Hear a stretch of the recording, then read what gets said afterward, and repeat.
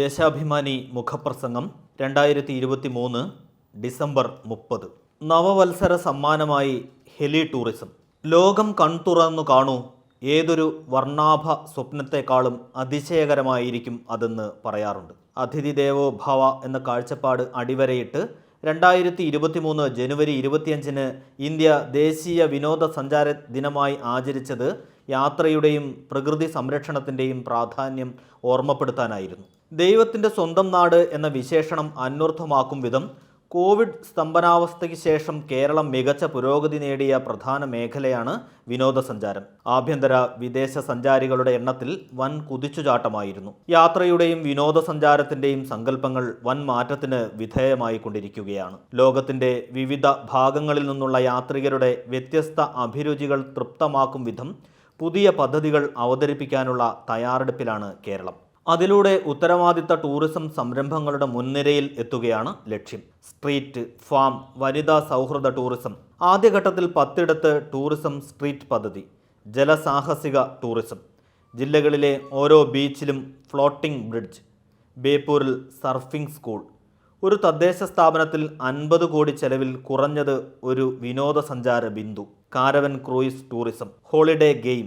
Arab സഞ്ചാരികളെ ആകർഷിക്കാൻ പ്രത്യേക പാക്കേജ് തുടങ്ങിയ കാഴ്ചയുടെ പറുദീസ തന്നെ വാഗ്ദാനം ചെയ്യുന്നു. സഞ്ചാരികൾക്ക് നവ്യാനുഭവവും പുതുവത്സര സമ്മാനവുമാകും ഹെലികോപ്റ്ററിൽ വിനോദസഞ്ചാര കേന്ദ്രങ്ങൾ കാണാൻ അവസരമൊരുക്കുന്ന ഹെലി ടൂറിസം പദ്ധതി. ശനിയാഴ്ച നെടുമ്പാശ്ശേരി സിയാലിലാണ് ഉദ്ഘാടനം. ടൂറിസം രംഗത്തെ ലോക നിലവാരത്തിലുള്ള അതിനൂതന വിധാനങ്ങളിലേക്ക് ഉയർത്തുകയാണ് ഉദ്ദേശം. രാജ്യത്തെ ഹെലി ടൂറിസം സർവീസുകളായ Kedarnath, Badrinath, Dehradun valley of flowers, Katra Mata Vaishno Devi ക്ഷേത്രം, സോനാമാർഗ്, അമർനാഥ് എന്നിവയുടെ അനുഭവ പാഠങ്ങൾ മാതൃകയാക്കുകയുമാകാം. വിവിധ ടൂറിസം കേന്ദ്രങ്ങളിലേക്ക് എത്തി കേരളത്തിൻ്റെ ഹൃദയത്തിലേക്ക് ആഴ്ന്നിറങ്ങാനും കൊതിപ്പിക്കുന്ന പ്രകൃതി സൗന്ദര്യം നുകരാനും അതിമനോഹരങ്ങളായ ആകാശ കാഴ്ചകൾ ആസ്വദിക്കാനും ഹെലി ടൂറിസം ഏറെ സഹായകമാകും. ഏതാനും മണിക്കൂറിനുള്ളിൽ മനം കവരുന്ന കടൽ തീരങ്ങളും കുളിർമയേകുന്ന ജലാശയങ്ങളും തലയുയർത്തി നിൽക്കുന്ന കുന്നിൻ പ്രദേശങ്ങളും ഉൾപ്പെട്ട മനോഹര ഭൂപ്രകൃതിയുടെ വൈവിധ്യങ്ങൾ ഒപ്പിയെടുക്കാൻ സഹായകമാകുന്ന പദ്ധതി ടൂറിസം വകുപ്പും സ്വകാര്യ സംരംഭകരും ചേർന്ന് സംയുക്തമായാണ് വിഭാവനം ചെയ്തിട്ടുള്ളത്. സുപ്രധാന വിനോദസഞ്ചാര കേന്ദ്രങ്ങളെ ബന്ധിപ്പിച്ച് ഹെലി ടൂറിസം നെറ്റ്വർക്ക് സ്ഥാപിക്കാനും തീരുമാനമുണ്ട്.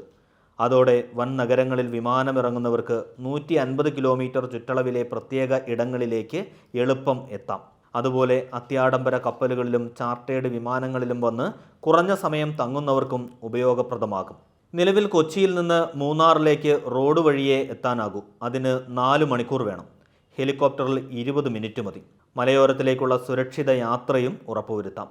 50 സെൻറ് സ്ഥലത്താണ് ഹെലിപാഡുകൾ സജ്ജീകരിക്കുക. ഒരേ സമയം 5 പേർക്ക് യാത്ര ചെയ്യാൻ സാധിക്കും വിധം ചെറിയ ഹെലികോപ്റ്ററുകൾ വാടകയ്ക്കോ പാട്ടത്തിനോ എടുക്കും. ഇങ്ങനെ വാഗമണിലേക്കും പോകാം. നടപ്പ് സാമ്പത്തിക വർഷം ഏറ്റവും കൂടുതൽ ആഭ്യന്തര അന്താരാഷ്ട്ര യാത്രികർ എത്തിയത് എറണാകുളം ജില്ലയിലാണ്.